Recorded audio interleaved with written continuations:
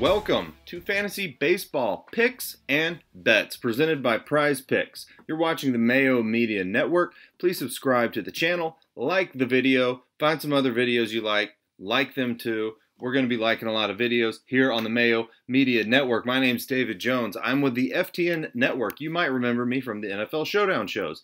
Now you'll remember me for the baseball shows because baseball season is a lot longer and I have a lot more time to talk to you about fantasy baseball and Prize Picks. So you can follow me over at Tenacious D Jones on Twitter or Instagram, or you can follow me on the leaderboards on DraftKings. You can follow my content over at FTN Daily or FTN Bets. If you go over to FTN Daily right now, you can sign up for the MLB season-long package. Use the discount code MLB, get $50 off. Hey, we're only on day 2, plenty of time to get your money's worth, hopefully today.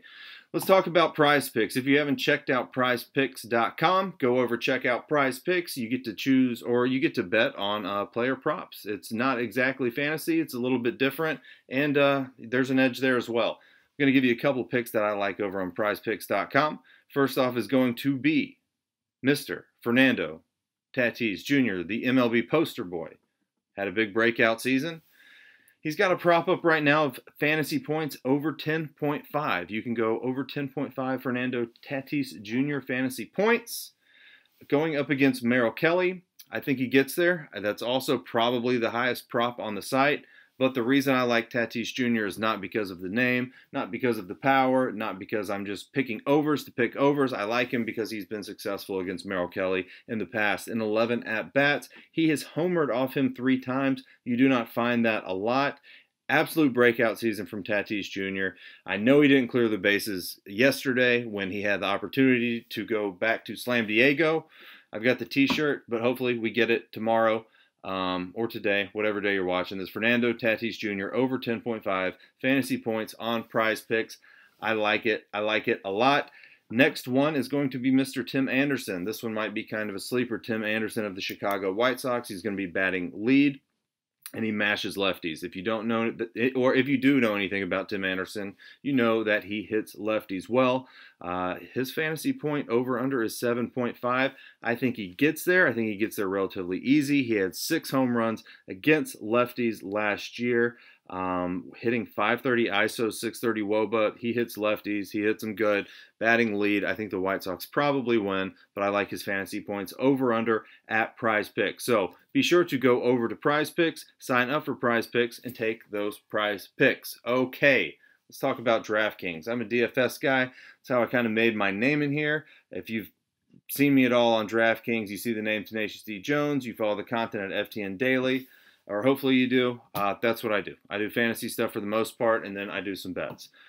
Let's talk about a couple pitchers we like on DraftKings. DraftKings, you play 2 pitchers, and then you probably stack a couple teams. On the larger slates, you usually pick one-offs and stack a team, maybe 3-2 stacks, 4-2 stacks. Probably be doing some full stacks tonight. But we got to pick the pitchers first. If you don't hit your pitchers, you're going to be in a world of hurt because you're not going to win any money. The highest priced pitcher is Trevor Bauer in Coors Field. Coors Field is a place that you typically do not want to use pitchers, but when you're going up against a bad lineup like the Rockies have now, it's not the Rockies of last year, traded away a lot of pieces over the last 2 years. I think you can use Trevor Bauer in his debut for the Dodgers, especially when the Dodgers are coming off a loss, especially after the offseason that Trevor Bauer's had. He still has the stuff. He's got the K stuff. He's probably going to get the quality start. I'm pretty sure that the Dodgers are going to win against the Rockies in Game 2 after losing Game 1.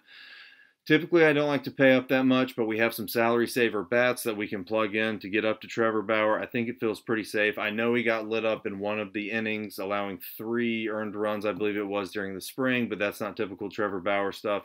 I think he's pretty safe, even though he's 10-5. I like Trevor Bauer. I'm going to be playing Trevor Bauer today. Maybe you should too. The next pitcher I like is kind of in the mid-range, Pablo Lopez of the Miami Marlins.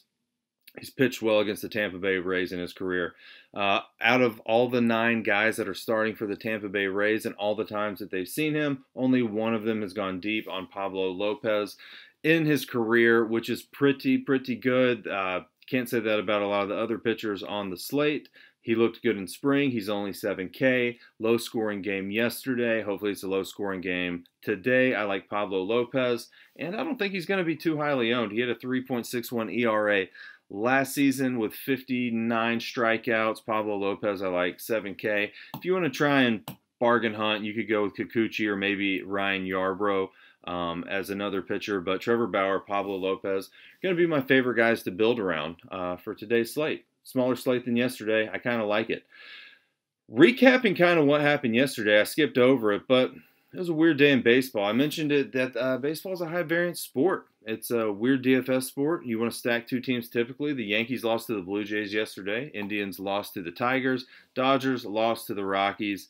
Cubs lost to the Pirates. And the Braves lost to the Phillies. So a lot of the favorites lost. Those are all playoff teams, maybe except for the Cubs. Not sure if the Cubs are going to make it, or the Indians too. But the Yankees, Dodgers, Braves, those are going to be playoff teams. They just lost one game. No big deal. Weird day. Hopefully they all bounce back tomorrow, especially my Atlanta Braves. Let's talk about the bats. My favorite stack is going to have to be the San Diego Padres. I like the way that it lines up for the San Diego Padres going up against Merrill Kelly. I mentioned that Merrill Kelly, I like Tatis against Merrill Kelly, but Merrill Kelly, he did not look that great during the spring at all compared to what he's done in the past. He had an ERA around or under 3, I believe, last season. Looked pretty good. Did play some bad teams, but looked pretty good. He has a 9 ERA in the spring, giving up a lot of power. I think we can go after him here, especially when you have a lot of good pitchers on the slate. It's only day 2 of MLB. They're still rolling out the studs. I think Merrill Kelly's a guy that we want to target here in San Diego, who had they had great hitting weather today. They put up a lot of runs. I think they can do it again. It's going to start off with Tatis Jr., 16 home runs versus not Merrill Kelly, but righties last year. 350 ISO, 450 WOBA. And he's taken Kelly deep 3 times. Already mentioned that. Started off with Tatis Jr., followed up with Manny Machado. Manny Machado, 12 homers, hitting 280, 370 against righties last year. He's going to be in the second best spot against Merrill Kelly, who's giving up that power, was giving up that power in the spring. After that, I'm going with Will Myers. So we're starting with the number 1 hitter in Tatis, number 3 in Machado, then skipping to Will Myers at number 5. Will Myers, 11 homers, which is only 1 less than Manny Machado, which is kind of surprising if you're just into big names. He had 310 and 380 against righties last year, and 11 homers. That's pretty good. I think he can do it again against Mr. Kelly or whoever comes in for Kelly after he gets beat up. Then we're going to pick a 4th, maybe a 5th guy. I like Jake Cronenworth. Cronenworth was a guy that I was all over last year. Liked him a lot. Not a big name yet. He should be batting 2nd. Him or Hosmer. Hosmer should be batting 4th probably. Cronenworth's probably going to be batting 2nd. And he had the 2nd best WOBA behind Tatis Jr. against righties last year. That's pretty good, especially when Manny Machado, Will Myers is on your team.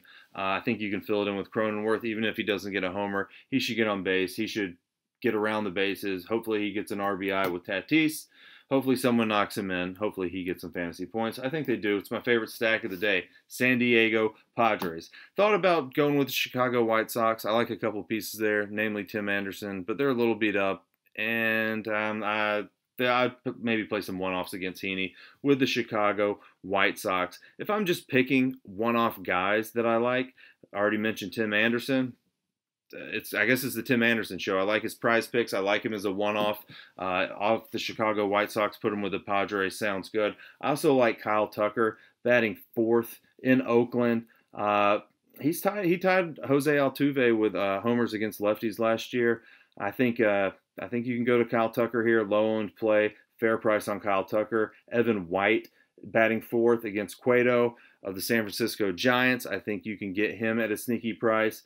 He is hitting well against righties. Cueto's not exactly what he used to be, but he's hitting cleanup.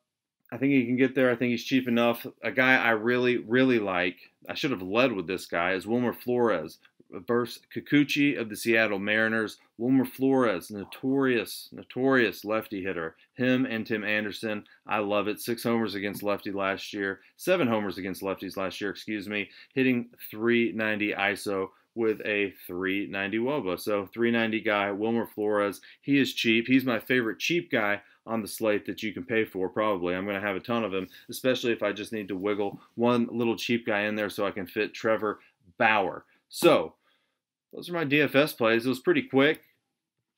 I've got more. If you want more, come over to FTN Daily. We can talk through it. I'm in the FTN Daily Discord. Ask me questions. I'm writing up the entire slate tomorrow. There's going to be more besides the San Diego Padres and the 2 pitchers I named, but that's a great start for you to start. If I want to take a couple bets tomorrow, over on the DraftKings Sportsbook, I'm looking at the Tampa Bay Rays and the Miami Marlins under 7. I already told you the pitcher that I liked, Pablo Lopez for the Miami Marlins.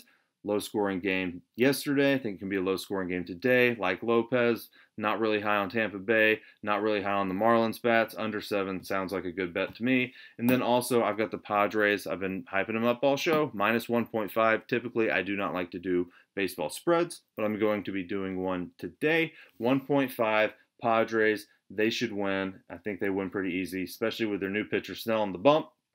Let's go Padres. That's going to do it.